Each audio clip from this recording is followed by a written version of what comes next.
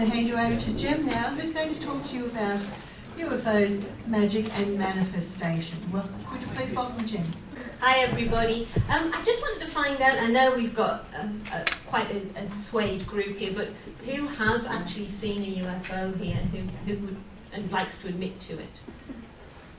Okay, that's a lot. That's probably about 60 or 70% of the audience, and of course you'd expect that in a UFO meeting or a UFO group, because people like to come because they're interested in it. But in the normal population, it's usually about 10% of the population that you would expect who claim to have seen a UFO of some sort. And that's not saying that it's extraterrestrial, of course. This is just an unidentified flying object. Something in the sky, don't know what it is. In Australia, the most recent results are it's about 9%. Now, what I was thinking is, a long time ago, I was thinking, well, what is it that's common to everybody? Why are people seeing UFOs? What is it that's making you see a UFO? And I was thinking, well, maybe it's about having an open mind.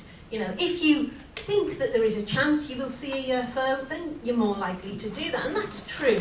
When you see skeptics who are skeptical about whatever it is, they never have experiences because they're never open to having those experiences. So then the next step on, I was thinking, well, maybe you can actually manifest a UFO on your own.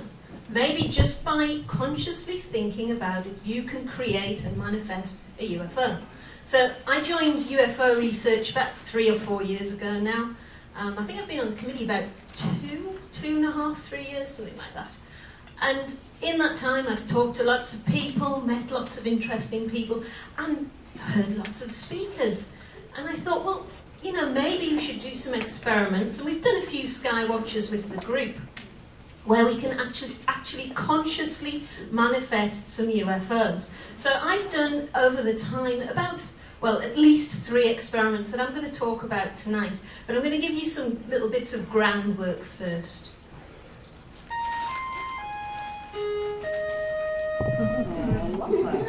Wait for it.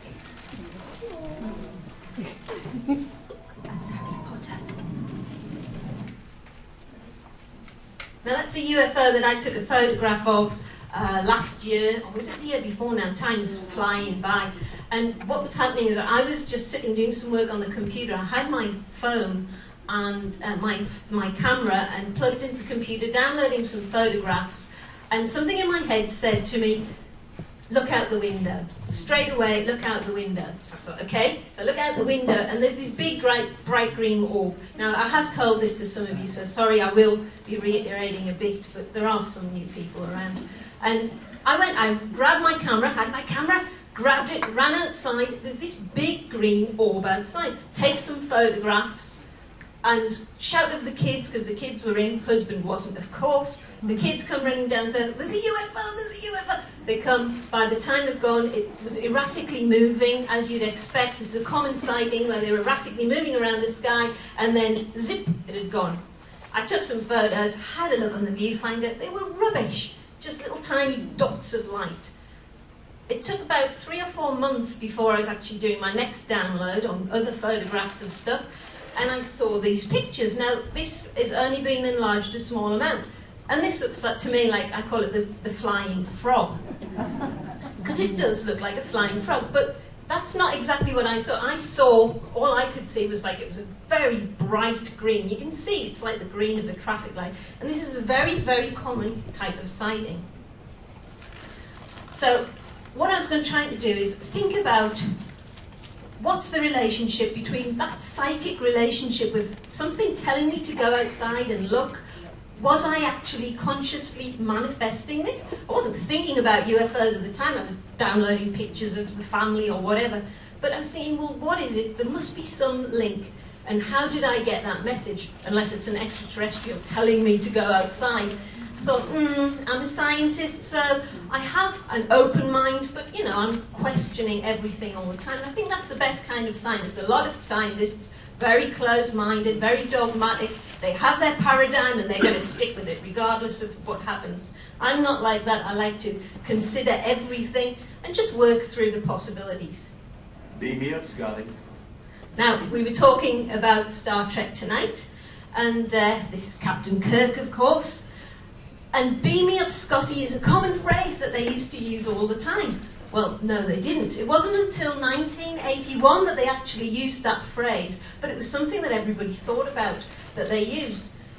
And it's referring to a teleporter. Now, the teleporter is where you're on a planet and you say, beam me up, Scotty, or take me up there, and they beam you up through this boom of light, and basically you're transported from one place to another. You're teleported one place to another instantaneously. Now, I was thinking, well, maybe it can be in reverse. Maybe I just think about it, think that the UFO is going to appear, boom, there's one. And I think, well, maybe if it's more than one person with an open mind, you're much more likely to achieve something, because obviously one person, the power of one mind, is not as powerful as the power of the group. And so this concept is also in Harry Potter. I don't know if there's any Harry Potter fans out there, but I do love Harry Potter. And they have that concept of the port key. So you grab the port key and then instantaneously you're transported to another location where is an extra port key. So I'm thinking, well, maybe Earth has that. Maybe it's just our minds that act as the port key. Maybe we have this link already with extraterrestrials or whatever it may be. Not necessarily extraterrestrials, but whatever being, the controller, God, whatever your idea is, your dogmatic idea, your paradigm is. So I'm thinking, well, maybe there's something to it. So we've got to think about consciousness first, okay? So we're thinking about the power of the mind. What is it? What are we doing? How do we use our mind to manifest a UFO or something?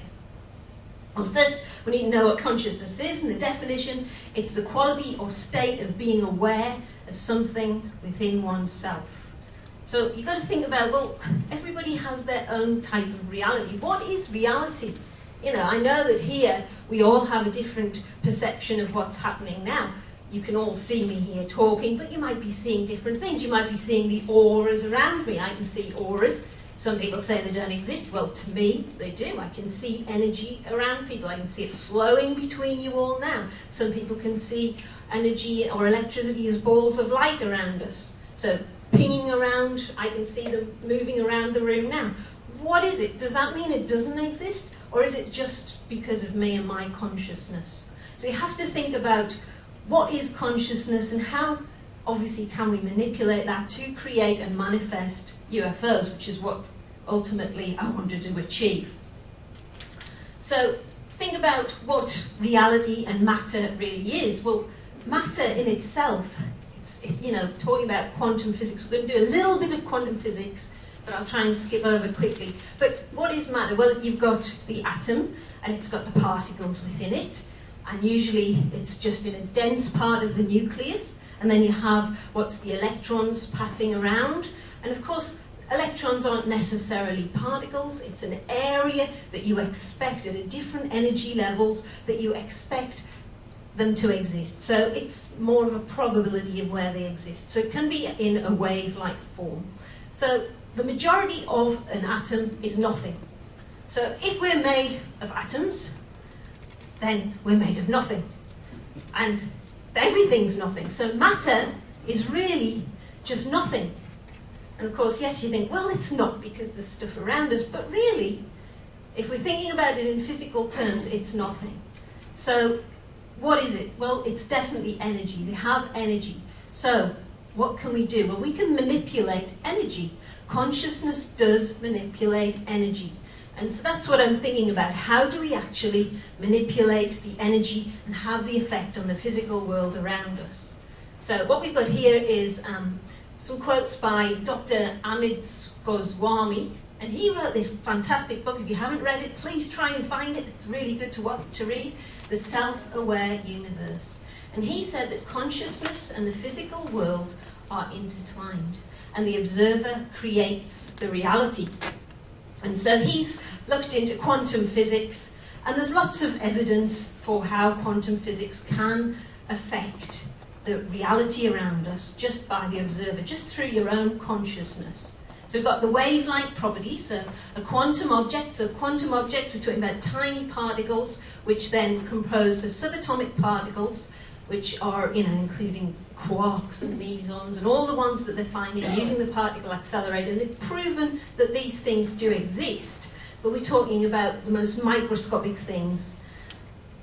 So they're saying that they can be in more than one place at the same time.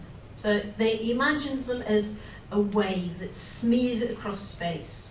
And you've got discontinuity. Now this is where they've proven, so all this has been proven by physicists, that quantum objects can jump between locations without travelling and that they teleport. Now I think Tino mentioned that earlier. That's one of the studies that they've done. They've done this many times. Then they've got action at a distance. So you've got the observations, so that's us using our consciousness, watching something, influence a twin object regardless of distance.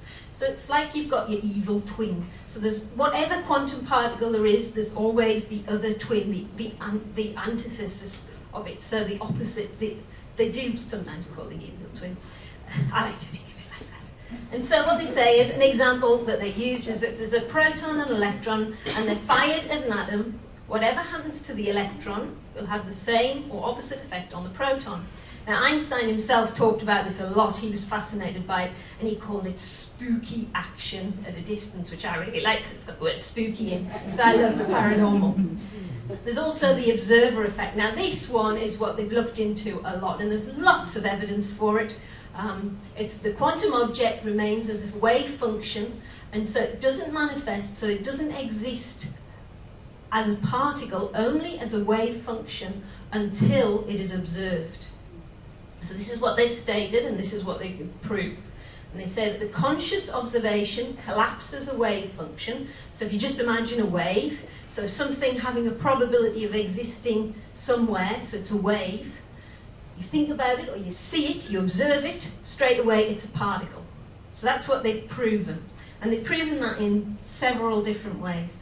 One of them is what Lee Heather was talking about, which I forgot about, I didn't get to see, I was sick, I wish I could have seen it. I haven't actually watched the recording, but there is a recording on the website if you want to see.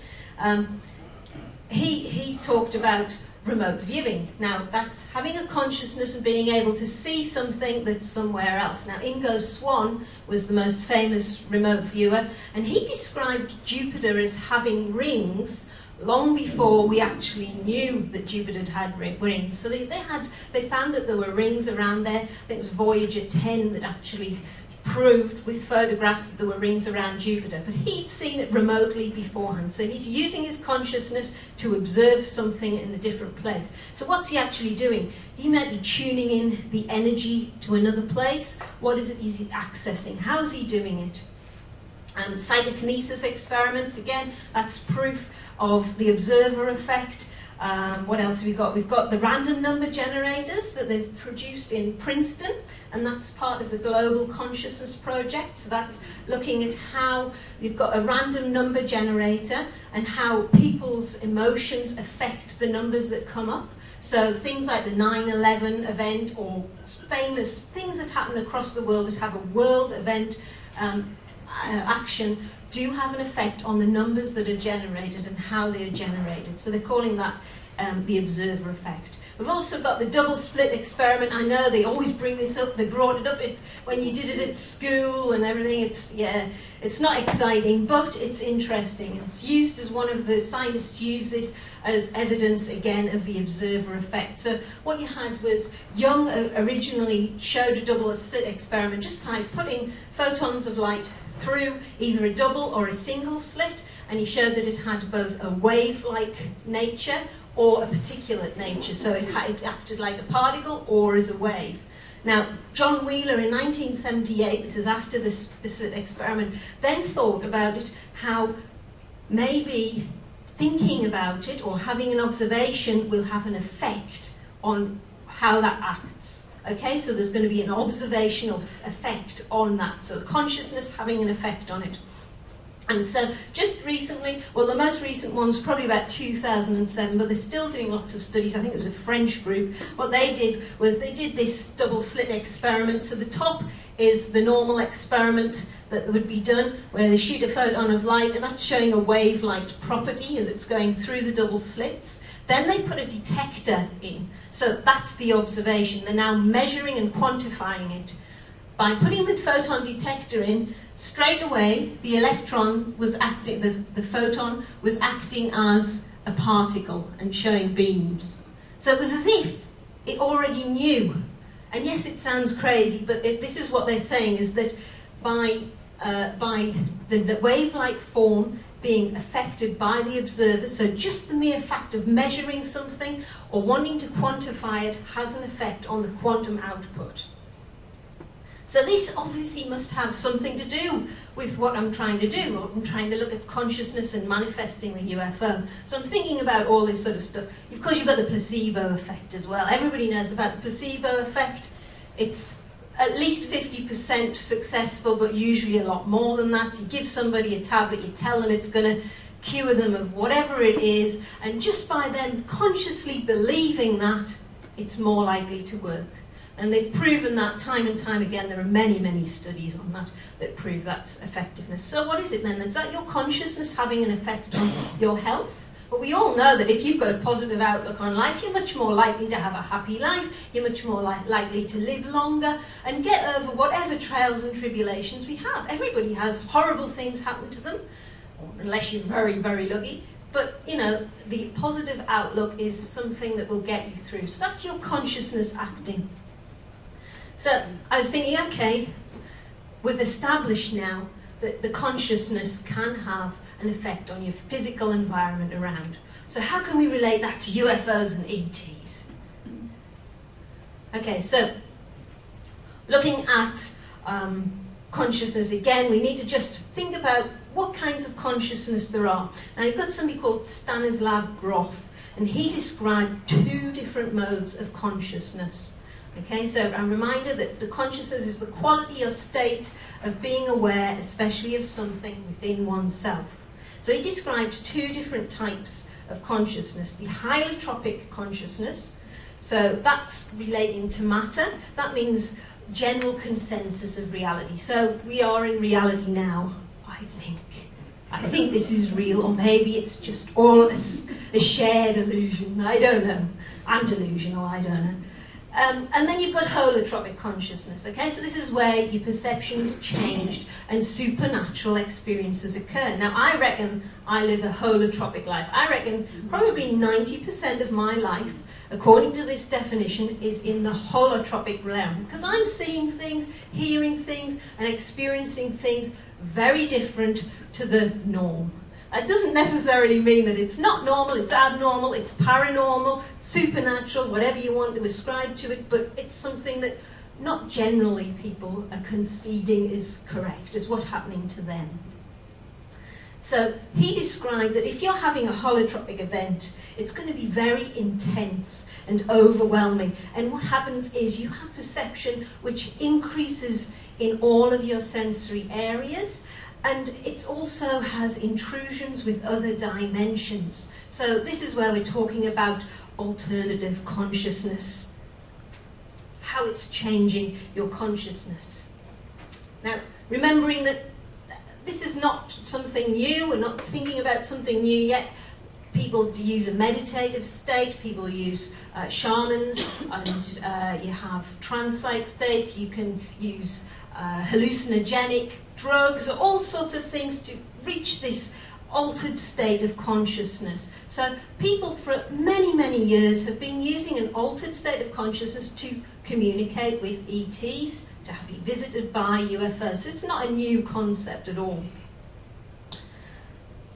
So thinking about one person's reality differing from another. As I say, I think mine is more in the holotropic realm, and I'm sure a lot of you would probably agree with that, especially if you've had UFO experiences. One thing that he did say, this is Groff, he said that if you've had one holotropic experience, then you're much more likely to have many, many more. And that's like Cheryl just said, you know, if you have had a UFO experience or an abduction of some sort, you seem to have lots more paranormal and psychic events happening around you.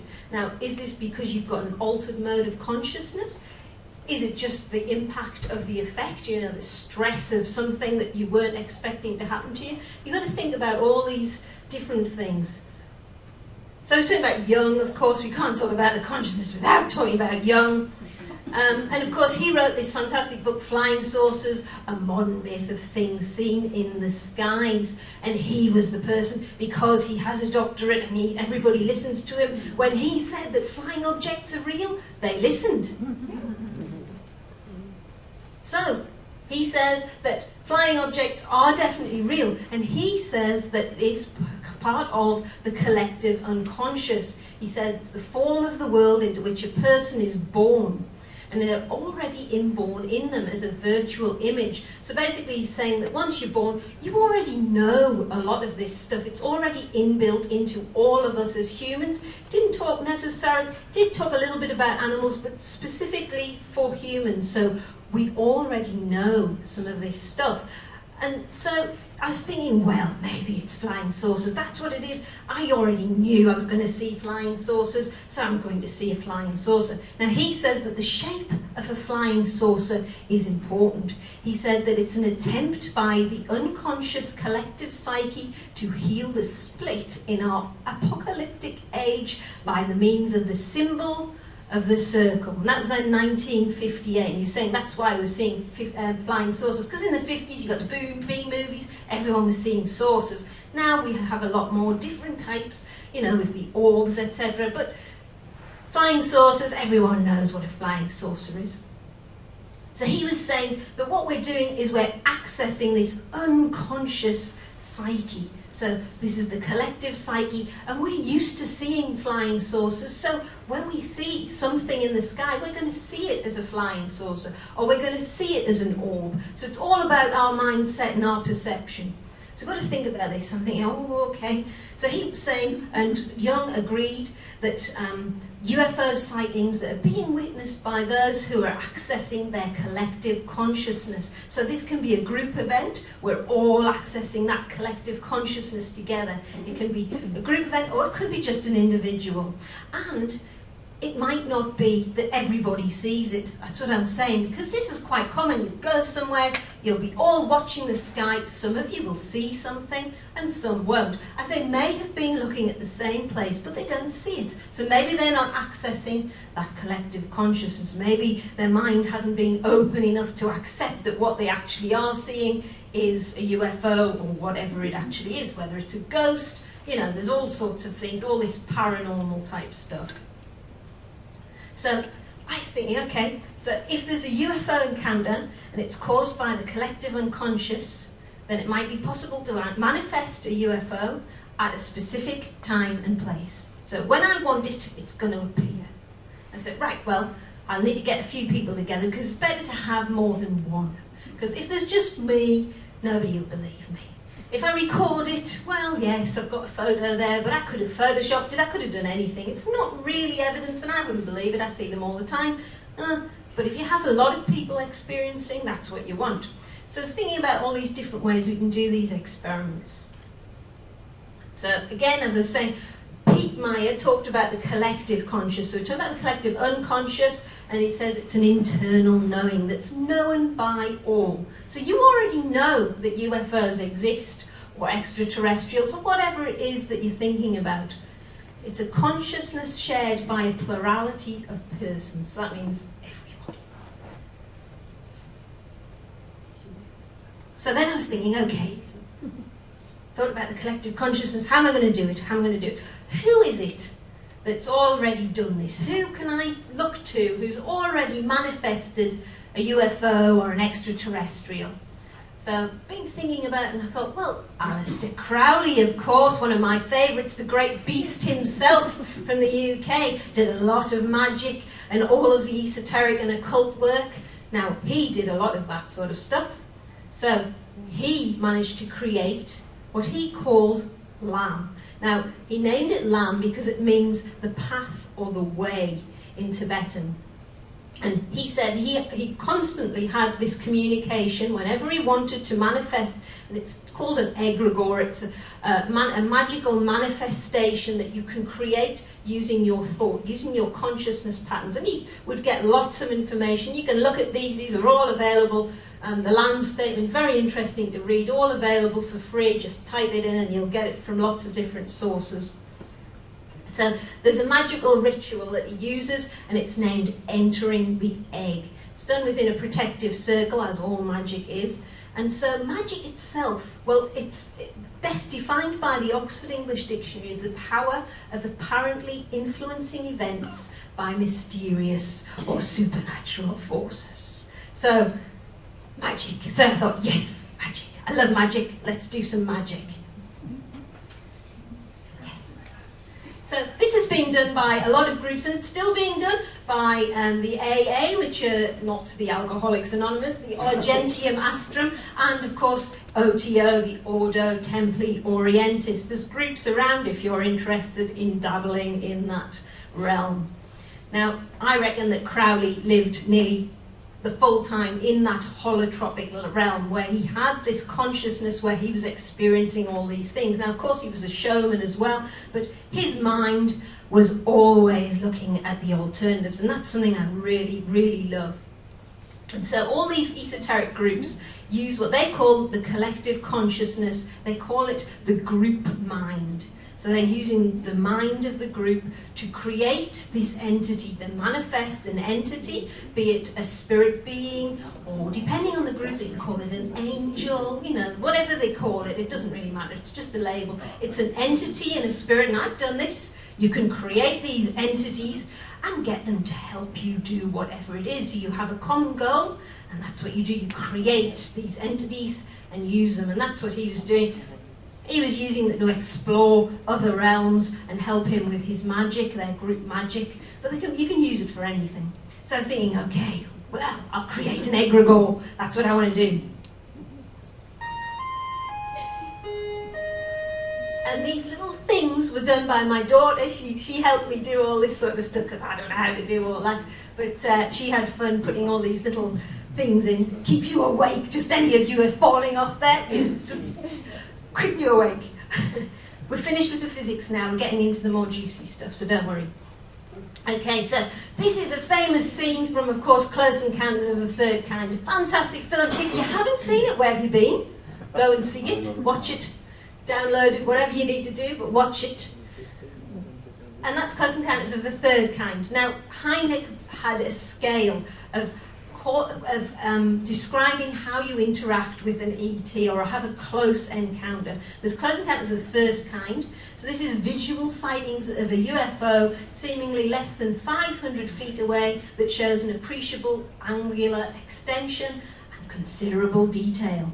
You have close encounters of the second kind. So this is a UFO event where there's a physical effect alleged. So it could be like vehicles stopping, could be an electronic device. You know, you see in all the films, the car stops, the radio goes off, the lights start flickering. These would be close encounters of the second kind. Maybe animals reacting, you know, dogs barking, those sorts of things. You could also have a physiological effect, such as paralysis, terrified, you know, the rabbit syndrome in the light, or heat, discomfort to the witness. And then you've got physical remnants as well, so you might have the scorch marks on the ground, etc. That's described close encounters of the second kind. You've got close encounters of the third kind, and this is where there's an animated creature present. So it could be a humanoid, a robot, a human, or some other alien being. So it's close encounters of the third kind. And they did, at the end of this, I've spoiled it now, sorry, but they do see aliens coming down. It's really exciting. Close encounters of the fourth kind. Now, this is where a human is abducted by a UFO or its occupants. Now, this wasn't originally in the Heineck scale, but it's now gone up to this close encounters of the seventh kind. What we're going to concentrate is close encounters of the fifth kind. Now you've got CSETI, they're the Centre for the Study of Extraterrestrial Intelligences. And this quote was given by them just this year: Close Encounters of the Fifth Kind is characterised by the mutual bilateral communication with an extraterrestrial. So bilateral as in they communicating with you while you communicating with them. And they actually started in 1992 doing this, what we call CE5, so that's Close Encounters of the Fifth Kind. So this is where you're actually trying to communicate with what he describes. He says it's a bilateral contact experience through conscious, voluntary and proactive human-initiated cooperative communication with extraterrestrial intelligence. Bit of a mouthful there. That's Stephen Greer, and if you were here a couple of years ago, you would have got the opportunity to see Stephen Greer. Very interesting character. I have my opinions on him. I did have a cuddle just to see if he was real or not. I'm still out on it. I'm not sure. He did have matter, but whether it was extraterrestrial, I'm not so sure yet. You've also got Close Encounters of the Sixth Kind, I'll just tell you, is a death of a human or an animal which is associated with a UFO sighting, and a Close Encounter of the Seventh Kind. This is the interesting one where you have the creation of a human-alien hybrid by sexual reproduction or by artificial scientific methods. Okay, so we're going to look at Close Encounters of the Fifth Kind. So I'm trying to initiate some contact with UFOs, and hopefully they're extraterrestrial. We shall see. So, as I said, CE5. Now, if you haven't done CE5, we will be doing a UFO investigators course, and we will be using CE5, but we're going to be doing some more sky watches. We're not doing one tonight, but we will be doing some more sky watches where we use CE5. There is an app tool, so you can do it yourself. This is the ET contact tool. This is the icon that you can see. It's about $5 or $6, something like that, to download on your mobile phone or whatever. And what it has is, the most important things are 2 meditations. It's the meditations that you play and use to initiate that contact, and as Stephen Greer says, invite them in. Now he says that you can't be scared because they are all benevolent. Now I'm questioning that, and I did question that, but he is certain that they're all benevolent. You don't need to worry, okay? But I would be concerned. So he's saying that this was developed. Now this is only a few years old, but you can, as I say, use it to do contact with what he calls his ETVs, extraterrestrial vehicles. And they've been doing this since 1992. And this photograph is one of their, they use that as evidence. I'm not impressed myself, but they use that as one of the photographs of evidence, and they say that they've had at least 2 occasions, this is their group, of established close contact with an ETV with multiple witnesses present.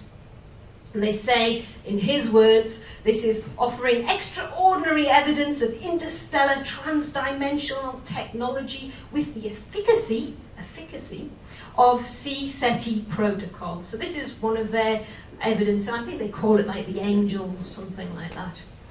Takes a lot more to convince me, I tell you.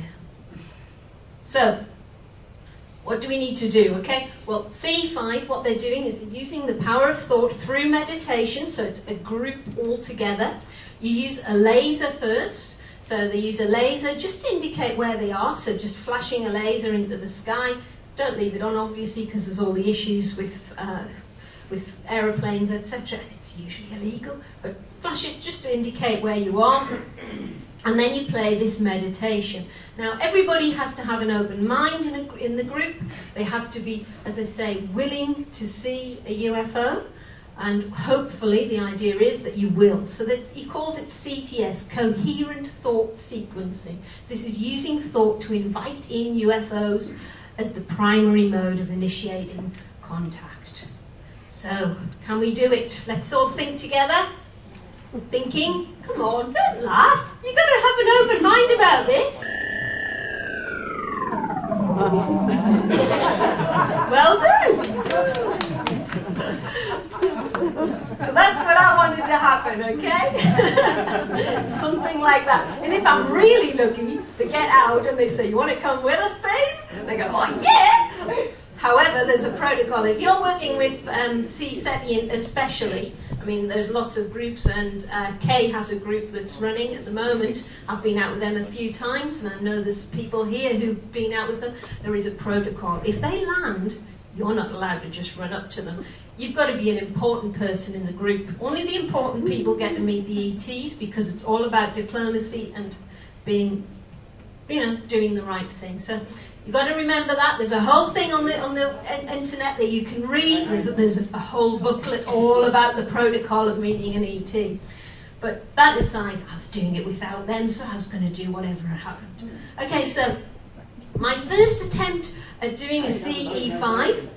Yeah, I was just talking about what C said he said that you should do, okay? So that's the American branch, and as I say, they do have Kay's group here who will abide by that, because they've done the training over there, and they have to abide by those rules. That's part of that group. But anybody can do C5, and Stephen Greer is very happy for us to be inviting in aliens from anywhere, wherever we want, and don't worry, they're all benevolent. My first experience of doing CE5 was phenomenal, and I apologise again for those who've heard about it.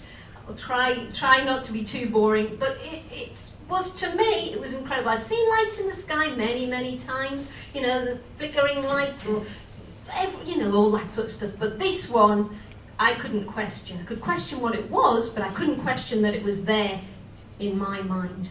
Okay, so I went up to Mount Glorious. There were just two of us.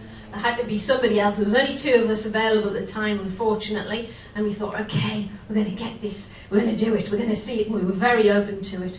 We were just sitting there, we played the meditation, and it only took about 10 minutes before something happened. That's what I saw, but then it was spinning round and round and round, okay? So it was a big fireball, and it approached, and it span round and round. Now, at the time, scientists had lots of equipment, of course. I had a video running with night vision. I had 2 meters, EMF meters, we'll talk about EMF soon, running. I had audio running, so I was ready. I was going for it. I wanted some evidence. If I'm going to see something, I wanted something to prove it. Of course, the video switched off, which is a common thing. It switched off, and I went through it, and it came back on once I'd switched it back on, but it had missed what happened. However, the audio kept running. So this is a bit embarrassing, but I'm going to play it because you get to see how excited I can get. I know I'm excitable now, but this is how excited I can get. This is before I had the wine as well. Now, see if I can get it to go. Then we behold that within So this every is the world, meditation going on. every atom, every person, within this light, unique to its form, is a tone, perfect resonant tone, unique to that object, planet. And then it just went. As we transcend into the oneness of thought and sound, this resonant, perfect music, we behold that every star, planet, and being has this perfect tone within it that blend into one. And this is the primal thought emanating from the absolute So that's him going, that's Stephen Greer. consciousness.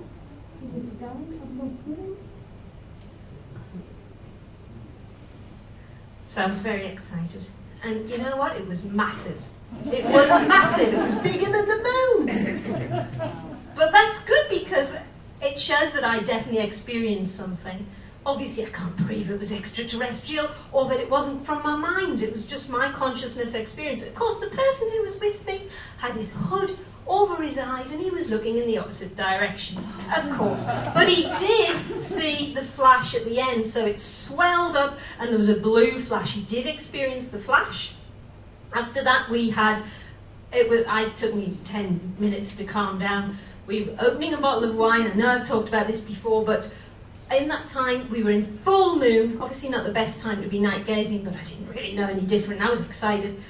And a big saucer shape came across us, between the moon and me, sitting on the picnic blanket, me still going on about how massive it was, and it just drifted straight across us. We couldn't see it above us, but it was there, and we saw the shadow go on and continue on. I've got audio of that as well. On the video actually kept going, but there was no sign of it. But on each time, the EMF meter was on full, on both, so on all these experiences. We also saw a lot of things that night. As I was going home, it was like 2 in the morning by then. This sighting was about 10 o'clock at night. About 2 o'clock in the morning, I was driving home. I was on my own. I'm thinking, oh, that can't have been real. I was so excited. It must have been a dream. You know, kill him because he wasn't looking. You know, but I'll check the video, I'll check the audio, see if anything's there. And as I was just thinking that it probably, you know, I just imagined it, I saw, as I was driving along Coronation Drive, an enormous green orb, which is another common sighting, as I say, and it was just there, hanging there, and I'm looking, going, there's no cranes around here, there's no buildings. This was high in the sky, and then it just dropped. So it wanted me to, it felt like, obviously I'm anthropomorphizing, it felt like it wanted me to see it, and then it just dropped out the sky. So it acted as if it wasn't something terrestrial. So I'm like, whoa. So that was my first experiment. I thought, I love C5, this is great. So then we were going to St Helena Island, and it was a paranormal, I organised a trip where we did a paranormal and a UFO skywatch, because I had to hire a boat. Anyway, we ended up with 70 people. I was only hoping for about 20, but we ended up with 70 people. So off we went to the island. The week before, there were 3 of us, and Alan's included in this. We agreed, 3 of us who were members of the committee, that we would think every night about seeing a UFO that night, because we wanted to see one. And we each night we agreed to meditate on seeing that UFO. Now that was 3 of us. We didn't tell anybody else about it. It was a little experiment that we were doing between us. We thought, we're going to do this. So what we did, we premeditated this UFO manifestation. Now, of course, you can say, yeah, right. But, you know, let's just look at the facts first, and then we can negotiate it afterwards. So what happened was, we were doing the paranormal bit. We had some people touring us around. We'd been to the cemetery, and we were doing the long trek. And if you've been to the island, but it's quite a long trek. It was night time, of course, and I'm trekking with loads of rubbish as usual, loads of tools and things that I was going to use, all the tech. And we're trekking between there and the next site. And as we did, we were looking, and we saw this, it looked like a blue white light. Now I got my daughter to kindly do this again, and it did that. You reckon? No, Alan was there. You agree that's what it's... Did you see it, Sharon? I was there, I saw it. Sharon saw it. Did you see it? Oh, right, okay. Well, we asked around, because we were all just walking and there was 70 of us. We weren't doing the UFO Skywatch at that time. That was going to be later. We asked around, and about 7 people out of 70 saw it. But the interesting thing was that the 3 of us all saw it. Now, I was walking behind Alan and Paul, who was part of the experiment, but we all saw it, and we were like, yeah, yeah, yeah. And we didn't see anything else that night, but that's what we did see. So we thought, wow, there must be something to it. We must have done it. So then I thought about magic.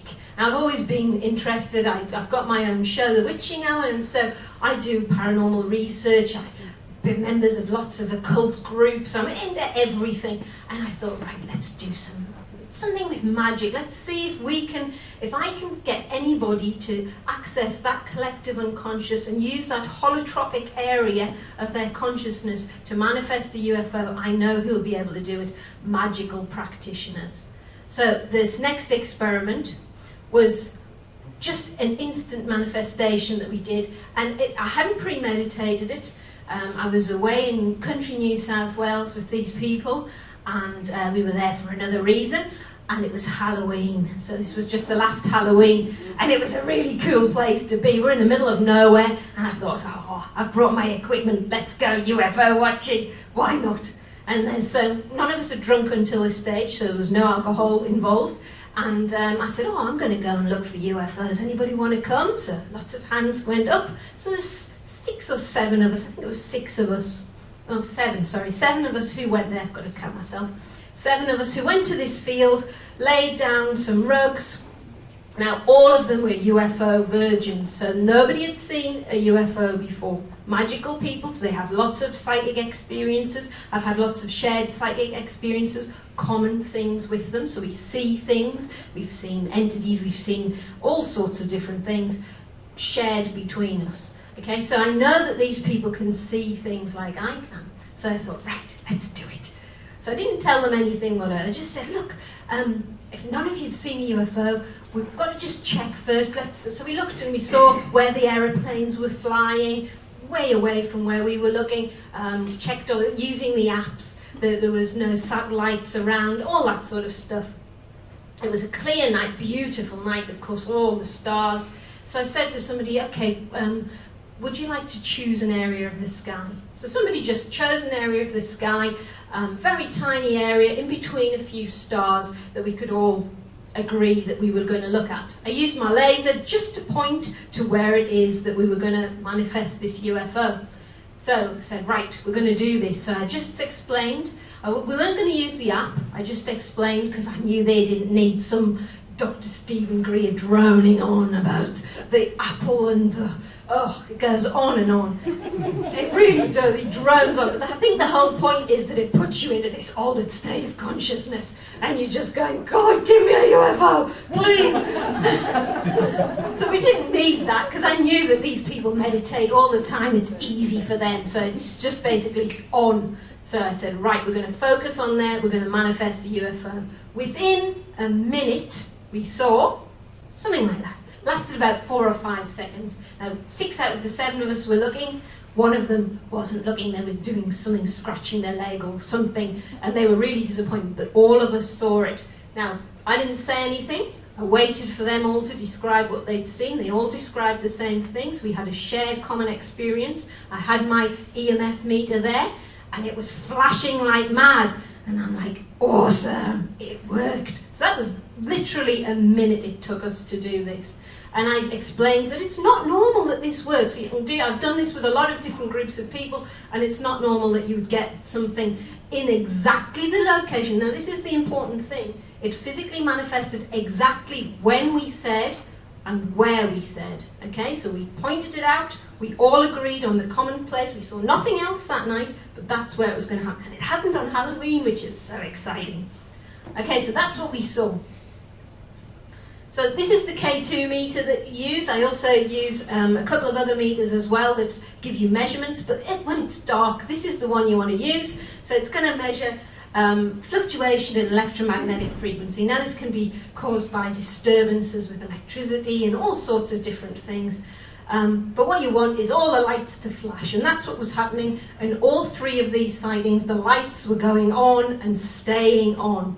Now, the next day, I went there and I checked everywhere, scientists, checked there was no overhead power cables, checked there was nothing, there was no readings, no background readings, nothing.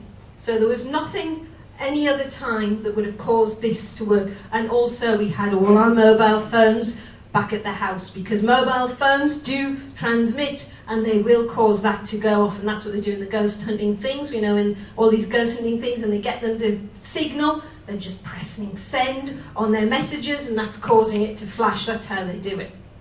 So you don't have your mobile phone with you. So that was it. So we'd managed to get this physical effect of the manifestation and also have this conscious manipulation of the environment. We managed to get a UFO to appear. So to go back to Jung, again, he said that our psychic power is part of nature and its enigma is limitless. And I believe that definitely. I'm sure a lot of you here, as open-minded people, would believe that we have the power, and science does not understand anything about the consciousness yet. and that we have the power to manipulate our environment around us. And there's physical evidence in all those tests. So the question is, what is it that happened? So what was the nature of those UFO sightings? Were they extraterrestrial vehicles? Well, I don't think so. There was no evidence for it being extraterrestrial at all. That's of course not to say that other UFOs might be extraterrestrial. Was it the psychic power that we had that allowed that to happen? Now, I would say that people who have this more holotropic abilities are much more likely to be able to manifest UFOs, so they can see it. Now, you could be doing this subconsciously. You might not be generally looking in the sky and going, UFO, UFO, but you might be glancing in the sky and suddenly see something. That's how most sightings actually happen. And it might be that you're just living with your consciousness at that time in that holotropic realm. So your senses might be heightened or more aware. And of course, we don't just have 5 senses, we have many more than that, but you're much more aware of what is happening around you, allowing you to experience this sighting. So what I think is that we managed to do it. We managed to manifest something, like this one, using our consciousness. That's my conclusion. I think that's reasonable, considering that I did it 3 times, and well, I've done it many more times, and I've had lots more sightings, but these were 3 times that I did where I did think about it beforehand, and I consciously tried to will and manifest this egregore, this UFO. So it could be a spirit, like, as people say, it could be a spirit, it could be, some people might, if your paradigm is that you believe in angels, you might see a green light as an angel, or a white light as an angel. You might see it as symbolic of Mother Mary, or whatever it might be. It doesn't matter, you've consciously created something, okay, some sort of matter, remembering that matter is space, which is nothing. So you've done something. So I reckon that I managed to do that. Premeditate manifestation of a UFO using focused, precise and meditative thought. Now, also you have to think about whether UFO manifestations and creation of an egregore in magical practices are synonymous. So are they all the same thing? That's a question. And that's something that I'm working on to try and answer by doing lots of egregore work.